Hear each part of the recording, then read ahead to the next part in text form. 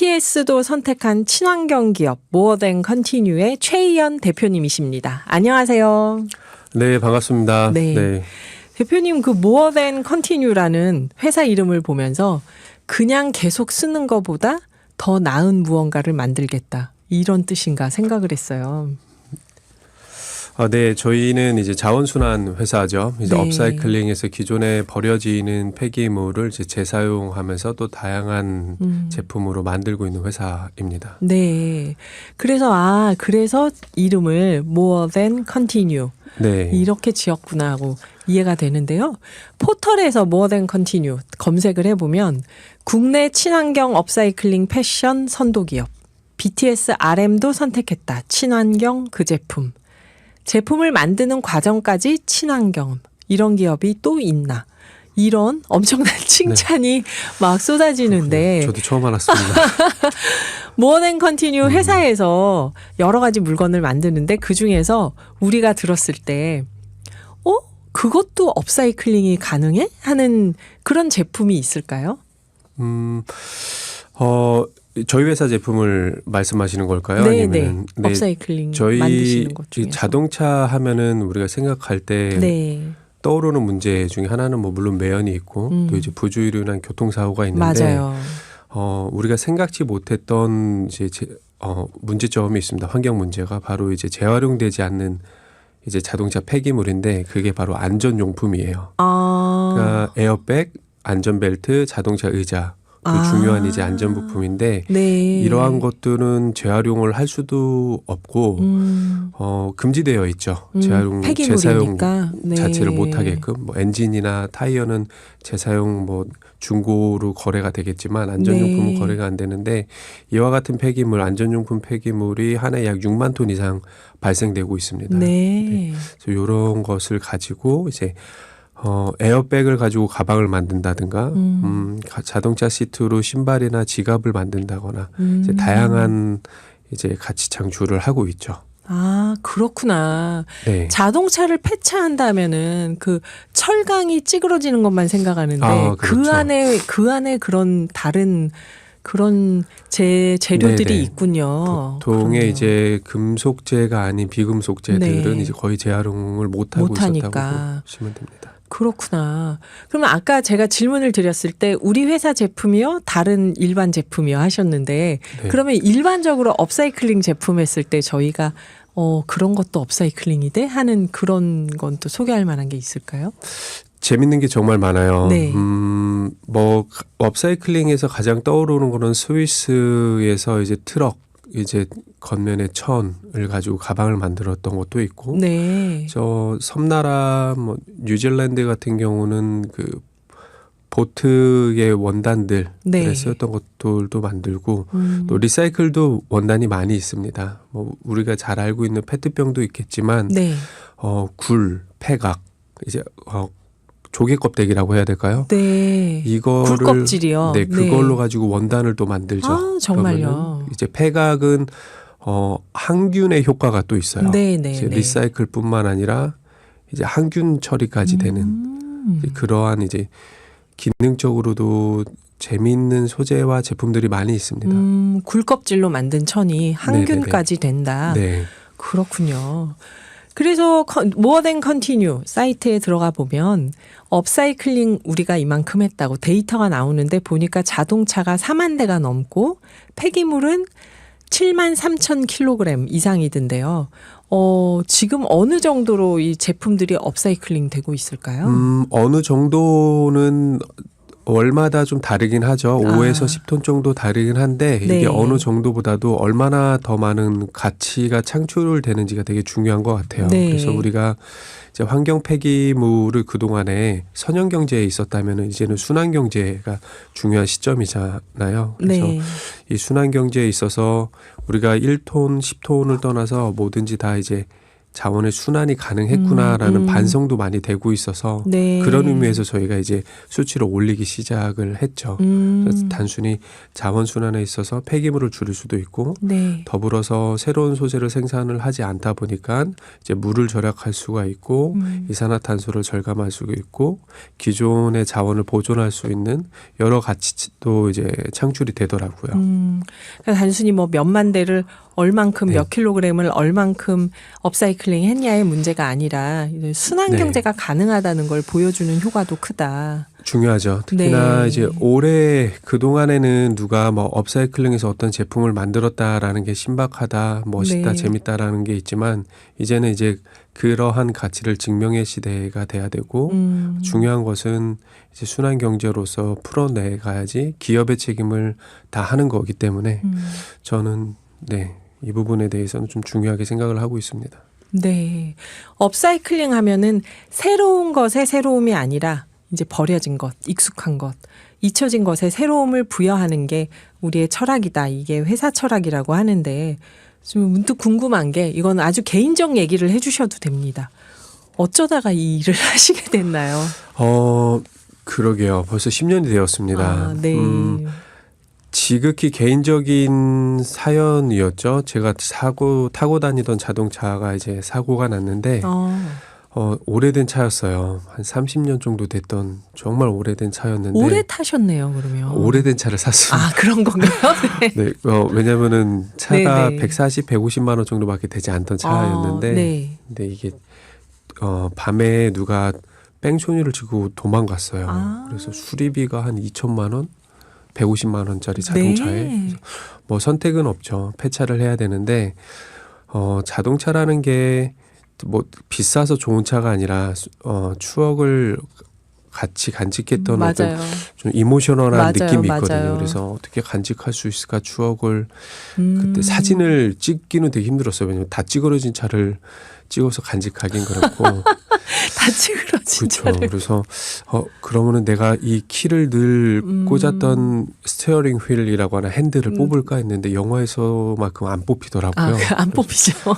의자는 뜯기더라고요. 아. 그래서 제 의자를 뜯어왔습니다. 아. 근데 그 의자를 뜯어서 집에서 이제 의자 겸 소파로 썼는데 죄송합니다. 친구들이 이걸 가지고 우리가 뭔가를 만들어 보자. 가방이나 다양한 걸 좀 만들어 보자 했는데 알고 보니까 제가 뜯으려 했던 스티어링 휠 핸들 그리고 안전벨트 의자가 자동차에서 재활용되지 못하는 폐기물이라는 걸 알게 되었어요. 그래서 그때 나왔던 아이디어를 가지고 문제에 대한 솔루션을 제시할 수 있겠다 해서 저는 시작을 하게 되었습니다. 네, 어렵죠. 아, 그 사고가 안 났으면 그럼 이런 일을 안 할 수도 안 했을 것 있었겠네요. 같아요. 정말 그 하늘의 뜻이다 이런 네. 얘기를 할 텐데 그러면 일일이 폐차되는 차를 다 찾아다니면서 그거를 뜯어오셨을까요? 처음에 하셨을 때? 맞아요. 처음에는 이 구조가 지금 같은 경우는 자동차 완성체 업체나 완성차의 의자나 안전용품을 납품하는 벤더사들이 이제 제공을 해주고 있는데요. 네. 생산자 책임 재활용 제도에 의해서. 근데 예전에는 저희가 시작을 했을 때는 아무도 재활용을 하지 않고 그냥 매립 폐기 버리다 보니까 네. 저희가 직접 폐차장을 가야 할 수밖에 없었습니다. 네. 그래서 설득하는 데만 1년이 넘게 걸렸죠. 그죠. 그 가져가려고 하면 또 순순히 주시지 않았을 수도 있을 것 같아요. 일단은 외부인에 대한 거부 반응. 그렇죠. 말씀하신 대로 그래서 순수히 주지 않고 나중에는 이제 또 왠지 돈을 받아야 될 것 같고 주는 사람 어차피 뭐 버리는 하는 거지만. 사람들이지 이런 네. 생각도 했을 테고. 의심을 많이 하면서 네. 이제 그들의 의심과 참여를 설득하는 데 한 1년 정도 걸렸던 것 같아요. 와, 그러면은 10년 회사를 하시면서 처음 1년은 그렇게 폐차장을 직접 찾아다니면서 이상하게 생각하는 사람들을 설득하고 그래서 그걸 뜯어와가지고 이제 만드셨던 거네요. 네, 대단합니다. 근데 이건 또 제가 잘 몰라서 하는 질문인데 저는 업사이클링 제품입니다 하고 갖고 와서 막 보여주시거나 이런 지나가면서 광고 붙어 있는 거 보면 무슨 생각이 드냐면 저거 만드는 과정에서 또 탄소 배출되지 않았을까? 맞죠. 그런 생각을 맞습니다. 하게 되거든요. 저렇게까지 업사이클링해서 얼마나 쓸까? 이런 생각도 하게 되는데 과정에서는 또 어떻게 하고 계신지. 상당히 중요한 질문이죠. 왜냐하면은 업사이클링이라고 해서 리사이클링이라고 해서 환경이 될 수는 없습니다. 네. 그러니까 회사 내에서도 그래서 우리는 기후 중립을 위해서는 세 가지가 중요하다고 보는데 네. 첫 번째는 물론 이제 폐기물에 대한 중립, 우리가 자원 순환을 통해서 어떤 폐기물의 중립을 가져갈 것인가.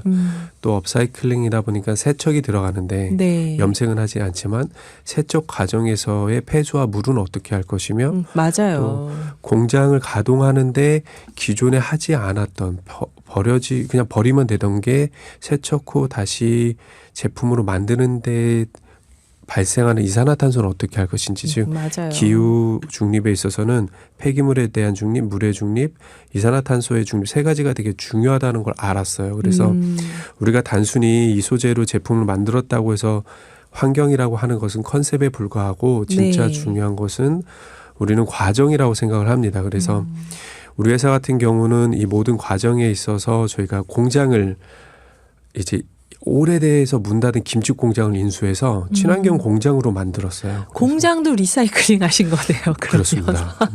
정말 몇십 네. 년 된 오래된 공장을 그래서 이 공장은 신재생 에너지만 사용을 하고 있습니다. 그렇게 해서 공장의 기계들을 가동을 시키고 태양광 시설을 해놓으신 네, 거. 맞습니다. 그래서 천장 지붕도 다 뜯어서 아예 다 바꿨습니다. 태양광으로요. 태양광 시스템이 조금은 달라요. 보통 그냥 위에 얹혀서 이제 네, 태양광 네, 패널을 네. 지붕 위에 놓는다면 얹혀, 이거는 예. 아예 지붕에 삽입이 되어 있는 좀 효율을 더 좋게끔 하는. 네. 그리고 물 같은 경우도 수돗물을 써서 만들면 무슨 소용이 있겠어요. 그래서 우선적으로 빗물을 받아서 사용을 하는데 와. 중요한 거는 폐수죠. 네. 이제 빗물을 받아서 사용하고 이 폐수는 버리지 않고 여과해서 또 다시 세척수로 사용을 합니다. 아, 정말요. 네, 그래서 이 공장은 물에 대한 중립, 이산화탄소에 대한 중립을 실천을 하는 공장을 만들어서 환경 제품을 보여주는 그러한 제품입니다. 대단한 의지로 네. 만드신 게 느껴지는데 그렇게 만드는 과정에서도 친환경적으로 하자. 이것도 어떤 계기가 있었을 것 같아요. 로드맵이 있었죠. 그러니까 우리가 첫 번째로는 이것이 가능하다. 즉 이 소재로 제품을 만들 수 있다라는 이제 가정이 첫 번째 로드맵이었고 네. 그 안에 들어가서 사용되고 배출되는 모든 환경의 영향성을 체크를 해서 이것을 어떻게 감축시킬 것인가가 이제 로드맵 두 번째였고 네. 이제 세 번째는 검증이었죠. 네. 물론 이게 저의 순수한 어떤 기획과 뭐 아이디어에서 나왔던 건 아니고 저희도 수많은 사례들을 벤치마킹해서 진행을 했습니다. 네. 놀랍습니다. 근데 만들어지는 과정에서도 친환경적으로 다 만든 제품도 업사이클링 제품 이렇게 해서 네. 탄소 절감에 큰 역할을 하는 기업이다 하고 이런 기업이 가능하구나 하고 생각을 하게 되는데요. 제가 또 궁금한 건 네. 밖에서 훌륭한 일을 해도 사내 문화라는 게 있잖아요. 안에서 밖에서 훌륭한 일을 해도 안에서 어떤 문화인가 이것도 또 중요할 것 같은데 왠지 독특한 사내 문화가 있을 것 같습니다. 그럴까요? 근데 저희는 이제 환경, 기후 문제에 있어서 네. 절대 개인에게 그 책임과 의무를 부과하지 말자는 오히려 반대적인 원칙이 있어요. 저 너무 찬성해요, 진짜. 그거. 뭐든지 기업에게 책임이 있거든요. 네. 우리가 코로나 때 네. 특히나 이제 재택근무를 하거나 또 어디 나가서 식사를 못 하게 될 경우 부득이 배달 음식을 먹었을 때 배출되는 쓰레기는 과연 누구의 책임일까? 플라스틱 쓰레기들. 네. 배출하는 우리의 책임일까? 그곳에 반찬을 담아준 식당 아줌마 책임일까? 저는 근본적으로 이러한 책임에 대한 것은 다 기업에게 있다고 생각을 해요. 애초에 그냥 생분해되는 소재로 만드는 것이 당연시 되었다면 이런 어려움이 없었을 텐데. 네. 그래서 개개인들에게 회사에서는 어떤 뭐 특별히 뭐 환경을 위해서 하기보다는 지극히 평범한 생활을 해라. 저 역시도 환경 전문가는 아니고 저도 환경의 캠페인에 참여해 본 적도 없었고 보통 사람이 환경의 문제를 다룰 때 어떻게 접근을 해야 되는지를 가지고 창업을 한 거거든요. 네네. 그래서 뭐 특별히 환경적인 사내 문화를 만들다기보다는 이제 기업이 최대한 어떻게 책임질 수 있을지를 공부해 보겠다. 더 연구하고 실천하겠다를 보여주고 있죠. 아. 그러면서 이제 회사 쓰레기통 종류는 한 12개 정도. 하지만 쓰레기통은 네, 12종류. PPP 뭐 이렇게 다 종류대로 나누면서 이제 기본적으로 할 수 있는 거 여건을 마련해 주는 거지 요구를 하지는 않습니다. 네, 누구 너 왜 텀블러 안 갖고 와 이러진 않는데. 없죠. 네, 다 그냥. 저는 텀블러도 사실 잘 모르겠어요. 그것도 이제 조금 쓰고 버리고 잊어버리고 하면 그것도 환경 오염이니까. 우리가 어떤 것을 대체하기 위해서를 네. 고민을 할 때 환경에 대한 손익분기점이 있잖아요. 예를 들어서 비닐 쓰지 마세요. 종이 쓰죠. 근데 종이백을 쓰려면은 비닐백에 3번 이상 써야지 이산화탄소 절감 효과가 있는데 네. 우리가 너무 폐기물에 썩고 안 썩고 문제만 다룬다라는 점 때문에도 환경의 손익분기점도 고민을 해야 되지 않을까? 라는 점에서 이렇게 너무 일회용품을 막거나 그러진 또 않습니다. 네, 네. 흥미롭습니다. 그러니까 제가 궁금했던 건 좀 민주적인 분위기일까 아니면은 대표님의 네. 철학이 이러하니 모두 따라라 이런 분위기일까 생각했는데 역시 그러지는 네. 않았죠. 뭐 가까운 거리는 안 가고 뭐 이 정도. 그렇군요. 그럼 이런 얘기 들으면 입사하고 싶은 젊은 청취자분들도 계실 것 같아요. 젊지 않더라도 누구든 네네. 연령 제한은 없는 거니까. 그런데 입사를 누군가 하고 싶다 하면은 어떤 사람을 어떤 기준으로 뽑으시나요? 환경을 가지고 그분의 어떤 환경에 대한 어떤 철학과 가치관을 가지고 처음에는 뽑을까 고민을 많이 했었는데 정말 이게 회사다 보니까 회사의 포지션에 역량에 맞는 분들을 모시는 게 더 중요하더라고요. 맞아요. 그리고 대표라면은 그분들이 어떻게 환경적으로 좀 더 진정성 있게 다가가게 해야 될까. 이미 환경적으로 완성된 분보다는 관심이 없는 사람은 어떻게 이 회사를 통해서 더 환경에 관심 있는 사람을 만들까가 좀 중요해서 채용이나 관심 있는 것은 보통의 회사들과 다르지는 않은 것 같아요. 네. 업무의 전문성을 본다. 일반적으로. 중요한 것 같습니다. 왜냐하면은 이제 우리가 기업의 가장 덕목 중에 하나는 이윤 창출이기도 때문에 그래야지 우리가 더 많은 폐기물을 순환시킬 수가 있거든요. 네, 그렇군요. 근데 정말 그게 맞는 것 같아요. 기업의 책임은 뭐 친환경에 대해서 철학이 있는 사람들을 뽑는 게 아니라 기업의 활동에서 친환경적인 활동을 하면 되는 거고. 그렇군요. 근데 이게 제가 또 재미있는 얘기를 들은 게 제품 판매되는 매장에서 90% 이상이 또 자원 재사용이라고 들었어요. 그래서 뭐 폐교에서 가져온 교실 바닥으로 매장 바닥을 만들고 아까 김치 공장 리사이클링 하신 것처럼 플라스틱 쓰레기로 샹들리에를 만들고 그러셨다고 하는데요. 이렇게 하면서 어디까지 재활용하는 게 목표신지. 저는 모든 것은 다 이제 자원을 순환시켜야 된다고 보고 있죠. 네. 그래서 다만 비용과 시간의 문제가 발생이 되긴 하겠지만 우리가 하나의 비용 때문에 순환 자원을 쓸 수 있는 것을 포기하면은 안 된다고 생각을 해요. 비용 때문에. 같은 비용이라면은 누구나 다 매장을 만약에 이제 오픈을 한다면 패션 매장을 오픈을 한다면 멋진 대리석 위에 제품을 올리는 것도 좋겠지만 이런 제품에서 가장 멋진 인테리어는 버려진 자원을 활용한 공간이지 않을까 싶더라고요. 그래서 보통 인테리어 기간이 한 2주에서 4주 걸리거든요. 매장 하나가. 이곳은 한 6개월 걸렸어요.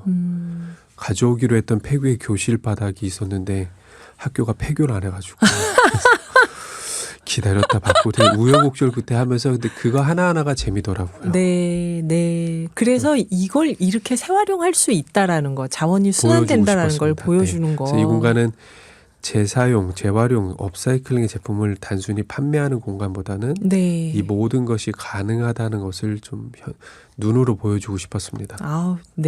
정말 흥미롭습니다. 그 BTS RM도 선택한 브랜드다 이런 말씀 드렸는데요. 사실 많은 분들이 업사이클링 제품에 관심이 많은데 저도 이거 봤거든요. 인터뷰 어디선가. RM이 사용하는 무슨 가방인가 뭐 이런 게 나왔는데 저도 사고 싶었는데 어디서 구매하는지도 애매했지만 가격도 비싸다고 해서 그냥 포기를 했었는데 마스크 안 들고 계시는 업사이클링 제품의 장점을 얘기해 주신다면요. 우선 업사이클링의 장점이란 것은 이 청취자분들은 충분히 공감을 하시겠지만 오늘의 기후 청취자들이라면 네. 아무래도 버려지는 자원을 재사용함으로써 얻어가는 효과는 당연히 있죠. 이게 디자인이야 주관적이어서 이게 멋진 디자인입니다. 기능도 이것은 다 주관적이다 보니까 얘기할 수는 없지만 네. 우리가 환경적으로 고민해 볼 필요성이 있고 그런 것에 있어서 가장 멋진 제품이지 않을까? 겉으로 보여지지는 않지만 내적으로 아름다운 제품이지 않을까 싶습니다. 근데 디자인도 멋지더라고요. 제가 볼 때는 말씀처럼 디자인은 개인의 취향이니까 다르다 하더라도 네. 재활용, 업사이클링 됐다는 것 자체로 이 어떤 디자인 가치가 있다. 그런 말씀이시죠. 끝으로 그래도 역시 궁금한 게 있는 게 완제품을 만들기 위해서 지금 또 이 개발하고 있는 실험 중인 제품 다 말씀하실 수 없으면 조금만 얘기해 주셨습니다. 작년 같은 경우에는 우리 회사는 산업 폐기물을 업사이클링하는 회사이기도 합니다. 네, 작년에 산업 이제 폐기물. 항공사의 구명조끼로 가방을 만들어서 블랙핑크와 콜라보레이션도 해봤고 네. 다양한 걸 해봤는데 그러면서 진짜 중요한 것은 어떤 폐기물로 무엇을 만들었냐기보다는 정확한 검증을 해야 되는 게 저희는 더 중요하다고 생각을 해요. 그래서 앞으로는 무엇으로 할까보다는 지금까지 우리가 만든 제품이 과연 제3자가 검증했을 때 얼마만큼의 이산화탄소가 발생할까? 저는 그게 더 궁금한 것 같아요. 네. 업사이클링으로 만들었을 때 똑같은 소재를 일반 소재로 만들었다면 정말 이산화탄소 배출의 감소에 효과가 있을까? 이러한 것들을 증명해내는 것이 더 중요해서 네. 저희가 아까 로드맵을 3가지로 말씀드렸잖아요. 네. 첫 번째는 소재에 대한 업사이클 가능성, 두 번째는 이제 과정의 중요성, 세 번째는 검증인데 우리 회사는 이제 전 세계에서 유일하게 가죽 제품으로 환경 영향성 평가를 받은 회사이기도 합니다. 네. 그래서 이것들이 당연시돼야 되겠구나. 이제는 무엇으로 만들었다가 아니라 그걸 통해서 얼마만큼의 숫자적인 이산화탄소 절감이 가져왔구나를 보여주기 위해서 우리가 어떻게 데이터 기반을 쌓을지 조금 패션이 데이터랑 디지털과 맞지 않지만 소비자에게는 정보 제공의 의무를 다해야 될 때 네. 환경의 영향성을 보여줘야 되겠다가 지금의 사실 넥스트 라운지에 갖고 있는 고민입니다. 네, 그렇죠. 가죽, 동물 가죽으로 무언가를 하는 게 탄소 배출이 된다라고 얘기하는데 실제로는 있는 가죽을 재활용하지 않고 다른 걸 만드는 게 또 탄소 배출이 더 될 수도 있는 거니까. 궁금한 게 아직 너무 많은데요. 다음에 또 모시고 청취자분들 질문으로 한번 얘기를 해봤으면 좋겠습니다. 네, 업사이클링 마법사 최희연 대표님과 대화를 나눠봤습니다. 감사합니다.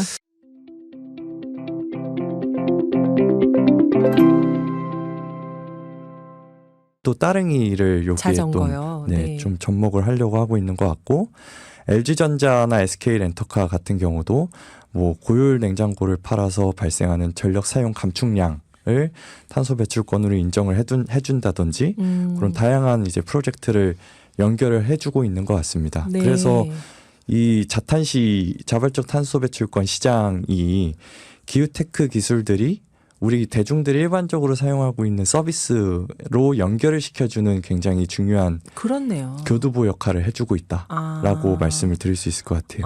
앞으로 이게 점점 커지면서 또 어떤 기술들이 더 나올지 모르는 거네요. 여기서 저희 7827님이 전자제품에 에너지 효율이 있듯이 아까 지금 냉장고 말씀하셨는데 똑같은 얘기를 하시네요.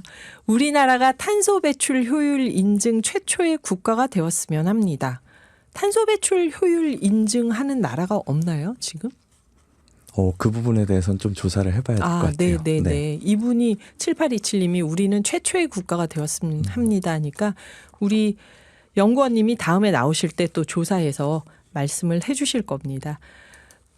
이런 자발적 탄소 시장이 말씀하신 것처럼 그렇게 기대기, 기후대응 기술들하고 접목이 되면서 또 개인들이 참여하면서 시장이 커질 거라고 기대를 한다면 어떻게 보시나요? 이 전망을 앞으로.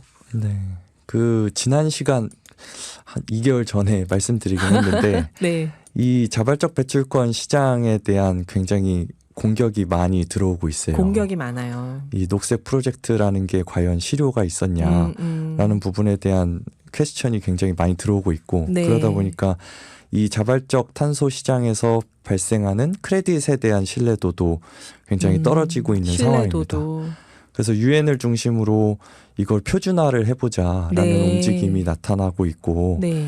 그리고 우리나라에서도 다양한 인증기관, 그린어리라든지 아니면 대한상이라든지 이런 기관들에서 인증기관을 하겠다라는 기관들이 많이 나타나고 있는데 네. 그분들도 이제 이런 유엔에서 만든 표준을 많이 따라가게 될 거라고 보고 있어요. 네. 그러면 아무래도 크레딧의 신뢰도가 올라갈 걸로 보고 있고 지난 2021년에 26번째 당사국 회의가 개최가 됐는데 거기서 국제 탄소 시장 지침에 대한 합의가 이루어졌거든요. 그게 어떤 2년 거냐면 전이네요. 네. 네. 그게 자발적 탄소 배출권 시장에서의 크레딧을 규제적 탄소 시장에도 활용을 할 수 있게끔 좀 제도적으로 마련을 해보자라는 움직임이에요. 그러면 이게 어떤 거냐면 녹색 프로젝트를 통해서 크레딧을 벌었는데 그게 지금은 마케팅 수단으로만 활용이 되고 있는데 이거를 실제 온실가스 감축 목표에 활용을 하는 쪽으로도 활용할 수 있게 하겠다. 그럼 크레딧의 가치가 점점 더 올라갈 걸로 이제 예상이 되고 있습니다. 근데 우리나라 같은 경우에는 EU의 배출권 시장과 달리 아직은 좀 제도적으로 준비를 해야 될 부분이 많이 있어요. 그래서 두 시장을 너무 빠르게 연결을 시켜버리면 네. 문제가 좀 생길 수 있다. 그래서 좀 천천히 점진적으로 대응을 해야 되지 않을까 생각하고 있습니다. 저는 제가 만약에 탄소 배출을 줄이는 노력을 뭐 텀블러를 들고 다니고 대중교통을 타고 해서 포인트 적립한 거를 대기업, 삼성, 현대, LG 이런 데서 탄소 배출권이 필요한 데다 팔 수 있다. 이러면은 굉장히 효율적일 것 같은데 사람들이 엄청나게 참여할 것 같은데 그게 우리는 아직 제도적으로 정비가 되지 않아서 점진적으로 가야 한다고 하면 어떤 점을 가장 우려하는 걸까요? 지금 우리나라에서 돌아가고 있는 규제적 탄소 시장, 네, 의무적 탄소 시장. 네, 의무적 네. 탄소 시장이 아직은 유동성이 그렇게 크지 않고 많이 사고 팔지 않나요? 네, 거기서? 그렇게 거래가 활발히 이루어지지 않고 있고 네. 또 제도가 계속 바뀌다 보니까 제도가 계속 바뀌어요. 네. 기업들이 이제 거기에도 적응하기 굉장히 어려운 상황이에요. 네. 근데 거기에 또 새로운 시장이 들어가 버리면 굉장히 혼란을 좀 이야기할 수 있거든요. 그래서 먼저 지금 하고 있는 시장을 안착시키고 그 다음에 좀 연계를 해야 되지 않을까라는 네. 입장입니다. 정부의 역할도 중요하겠어요. 제도를 안착시키고 활성화하는 데 있어서. 아까 그 2021년 COP26 2년 전에 COP 당사국 회의에서 자발적 탄소시장, 의무적 탄소시장이 연계될 수 있도록 하려고 했다 말씀을 해주셨는데요. 올해 2024년 기후대응 분야에서는 뭐가 가장 주요한 주제라고 생각하시는지 네. 마지막으로 정리를 또 해주시면 어떨까요? 네, 2024년에 대한 얘기가 나올 것 같아서 이미 예상을 하고. 어떤 이슈가 좀 활발히 나타나고 있는지를 좀 검색을 해봤는데 네. 가장 흥미로웠던 것 두 가지가 블랙락이라는 세계적인 투자 기관이 있는데 블랙락. 네, 거기에 회장이 ESG를 가장 진두지휘했던 그 분이에요. 근데 네. 최근에 ESG라는 단어를 더 이상 사용하지 않겠다. 왜? 그리고 화석연료에 대한 투자도 다시 재개하겠다. 하겠다? 왜? 네, 그런 입장을 좀 내비친 상황이고 또 세계적으로 시민들 사이에서 녹색 정책에 대한 반발심이 굉장히 커지고 있어요. 어떤 규제와 억압을 느끼는 건가요, 여기서? 네, 그런 게 단적으로 나타난 사례를 좀 찾아봤는데 네. 스웨덴 같은 경우에는 내연기관차 판매 금지에 대한 반대 여론이 굉장히 커지고 있고 네덜란드도 뭐 질소 배출 규제를 비판하는 정당에 대한 지지율이 올라가고 네. 미국은 전 트럼프 대통령에 대한 지지율이 올라가고 이런 부분들이거든요. 이런 게 아무래도 코비드 19으로 에너지나 환경에 대한 이슈가 굉장히 확 올라갔었는데 네, 강했었는데. 네, 최근에 전쟁이나 이런 이슈로 인플레이션이 올라가면서 아무래도 경제의 이슈가 더 커지다 보니까 관심이 좀 줄어든 상황인 것 같습니다. 그래서 2024년에는 좀 경제와 에너지와 환경을 좀 아우르는 그런 전반적인 논의가 활발히 이루어져야 될 것 같고 또 시민들 사이에서 저탄소 경제로 가는 게 우리가 희생해야 된다라는 인식이 많이 맞아요. 있어요. 그러면 안 되는데. 네, 근데 이게 기후테크라는 분야도 저탄소 경제를 성장으로 돌릴 수 있는 중요한 요소 중에 하나거든요. 네. 다방면으로 이런 논의가 활발히 2024년에는 이루어져야 되고 저도 또 거기에 좀 다양한 연구 결과를 내놓으려고 합니다. 네, 아유 정말 기대되네요. 기후 대응을 하자는 게 뭐 신석기 시대로 돌아가자는 것도 아니고 지금까지 이루어진 문명을 다 되돌리자는 게 아닌데 말씀하신 그런 그린래쉬 사람들이 뭔가 반발심을 느끼게끔 했다면은 이거는 또 대응에 문제가 있었던 거잖아요. 이재훈 연구원님 연구하시는 기후 테크가 더 중요한 시기네요, 지금. 네. 말씀하신 대로 환경을 지키는 것과 우리가 기술 문명을 발전시키는 게 이게 양립할 수 있는 거다라는 걸 보여준다면 정말 재밌었습니다. 그리고 여기 지금 3769님이 휴대폰에 땡땡워크라는 앱이 있는데요. 이것도 일종의 탄소 배출권인가요? 질문하셨는데 이 질문에 답까지 해주시고 마무리를 하면 어떨까요? 땡땡워크 걸어 다니면 뭐 네네네. 포인트 적립되는 네네. 이런 앱. 그거는 아직은 연결이 된 것 같진 않고요. 네. 그거는 광고 수익으로 하고 있는 걸로 알고 있습니다. 네. 하지만 앞으로 탄소 배출권 네, 시장이 연결이 될수 커진다면 있죠. 네. 이런 게 탄소 배출권이 될 것이다.